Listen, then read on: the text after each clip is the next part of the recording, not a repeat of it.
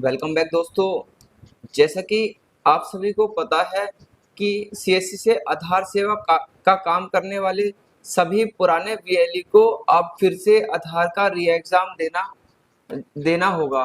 तो उसकी जो डेट है या उसका जो ईयर है वो उसने कब एग्जाम दिया था उसी के ऊपर निर्धारित करके यूआईडीआई के द्वारा सीएससी को एक लिस्ट सौंपी गई थी कि आपके ऑपरेटर ने इस डेट से इस डेट तक अगर एग्जाम पास करके रखा है तो उसका एग्जाम इस डेट तक होना जरूरी है। पहले मैं एक बार पोर्टल खोल लेता हूँ, मैं आपको समझाता हूँ। यहाँ पर आपको यहाँ पर लिखना है गूगल में आधार एग्जाम या आधार NCEIT भी लिख सकते हैं और आपके सामने पहला पेज खुल करके आ जाएगा।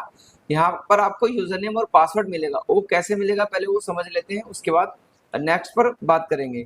यहाँ पर आपको क्रिएट ए न्यू यूजर पर आपको क्लिक कर देना है। जैसे यहाँ पर आएंगे तो आपसे कहेगा अपलोड XML फाइल। तो ये XML फाइल हमें मिलेगी कहाँ से?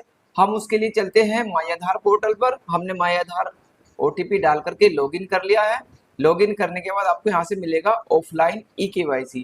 जैसे आप इस पर क्लिक करेंगे, यहाँ पर क्लिक करने के बाद कुछ देर प्रोसेस होगा और उस आपसे पूछ रहा है सीक्रेट कोड। ऐसा कोई 4 अंकों का कोड जो आपसे वहां पर मांगेगा आधार एग्जाम के समय डाल करके आप डाउनलोड करेंगे तो आपके सामने XML की फाइल डाउनलोड हो जाएगी।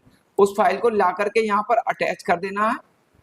अटैच करने के बाद जैसे अपलोड पर क्लिक करोगे फिर आपसे पासवर्ड मांगेगा, एक्सेप्ट करके सबमिट कर देंगे। तो ये मैंने पहले से ही करके रखा है। तो यहाँ से मैं बैक हो जाता हूँ। मैं आपको पूरा पेज एक साथ ही दिखा देता हूँ समस्या कहाँ आ रही है पुराने वीएलई को। मैं यहाँ से फिर से होम पेज पर चला जाता हूँ, वेलकम टू। और यहाँ पर देखिए यूजर नेम और पासवर्ड मेरा पहले से ही मैंने बना के रखा है और मैं साइन इन पर क्लिक करूंगा और ये मेरा बहुत अच्छे से साइन हो जाएगा। मैं आपको बता दूं जब आप इसे साइन करें ना तो आपको पासवर्ड भी अच्छे से सेव करके रखना है क्योंकि दोबारा रजिस्ट्रेशन नहीं होगा। और उसके बाद जो भी आपके हिंट क्वेश्चन इसमें दिए हैं पासवर्ड फॉरगेट करने के जो प्रोसेस है वो सारे आप एक कॉपी में लिख करके रखें ताकि आपको कोई दिक्कत ना आए। फिर आपको चलना है यहाँ पर रजिस्ट्रेशन पर। रजिस्ट्रेशन पे जाने के बाद देखिए यहाँ पर मेरा ये जो नया यूजर आईडी है वो आ गया और इधर मेरा फोटो आ गया है।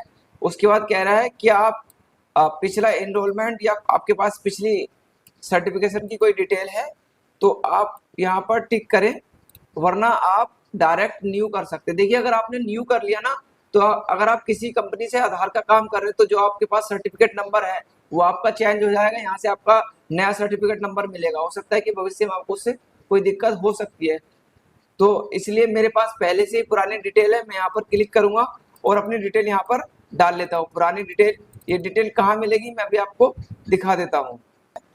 और यहाँ पर आपको उसका जो प्रीवियस यूजर आईडी आपको यहाँ पर डाल देनी है। उसी प्रकार से आपका जो सर्टिफिकेट नंबर है वो यहाँ पर रहता है। सर्टिफिकेट नंबर ये मतलब उसका सैंपल है पूरा, उस प्रकार से आपको यहाँ पर सर्टिफिकेट नंबर डाल देना है। फिर आपकी जो है सर्टिफिकेट इशू डेट, जब आपने आधार का एग्जाम पास किया था उसकी डेट क्या थी वो डेट यहाँ पर सिलेक्ट कर लेनी है। तो यहाँ पर मैंने जो सिलेक्ट की डेट को एग्जाम पास किया है वो डेट यहाँ पर सिलेक्ट कर लेता हूँ। उसके बाद यहाँ पर 20 अप्रैल मैंने यहाँ पर डाल दिया है और यहाँ पर पूछ रहा है कि सर्टिफिकेट इशू बाय, आपका जो सर्टिफिकेट है किसके द्वारा इशू किया है? तो मेरा NCEIT के द्वारा ही इशू किया गया है। और जब मैं यहाँ पर वेरीफाइड पर क्लिक करता हूँ तो देखिए यहाँ पर आ रहा है of seems there is a mismatch between, यही एरर आ रहा था पीछे जब मैं मतलब जो एक डिस्ट्रिक्ट द्वारा ऑथेंटिकेशन लेटर लग रहा था वो मेरे पास नहीं था, तो तब मेरा ये वेरीफाई हो गया था। उसके बाद ये मेरा वेरीफाई नहीं हुआ है। तो मैंने यहाँ पर बहुत कोशिश की वेरीफाई करने की।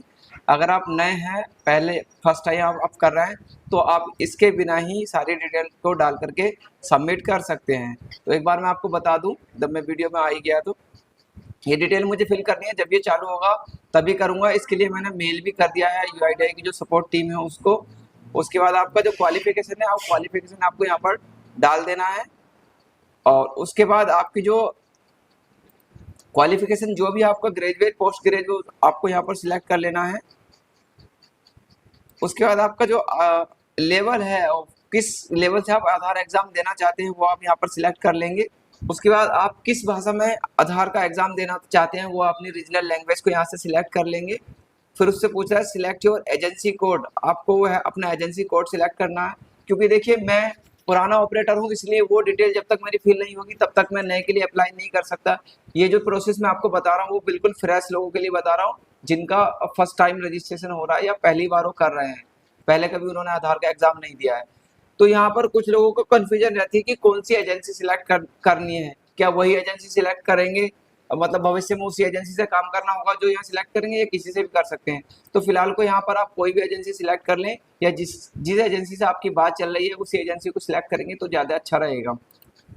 उसके बाद यहाँ पर उसका एनरोलमेंट एजेंसी और रजिस्ट्रार कोड आपको सिलेक्ट कर लें। जैसे यहाँ पर 221 है CSC का, और यहाँ पर 2906 है। जो भी आपका आता हो या जिस कंपनी से भी आप आधार का काम करना चाहते हो वो यहाँ पर सिलेक्ट कर लेंगे। मेरा थोड़ा गला खराब है जिसकी वजह से मैं तेज नहीं बोल पा रहा हूँ। उसके बाद यहाँ पर आपका आधार नंबर के लास्ट के 4 डिजिट दिखा देगा, और आपकी जो पर्सनल डिटेल आपने वहाँ से जो ऑफलाइन KYC डाउनलोड की थी उसकी पर्सनल डिटेल सारी यहाँ पर आ जाएगी, जो भी आपके आधार कार्ड में फीड है।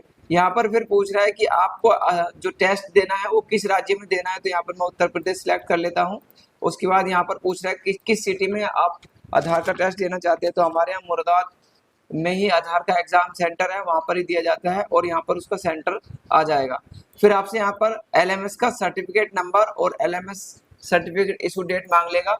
तो सर्टिफिकेट नंबर मेरा यहाँ पर आ चुका है, सर्टिफिकेट डेट डालूंगा।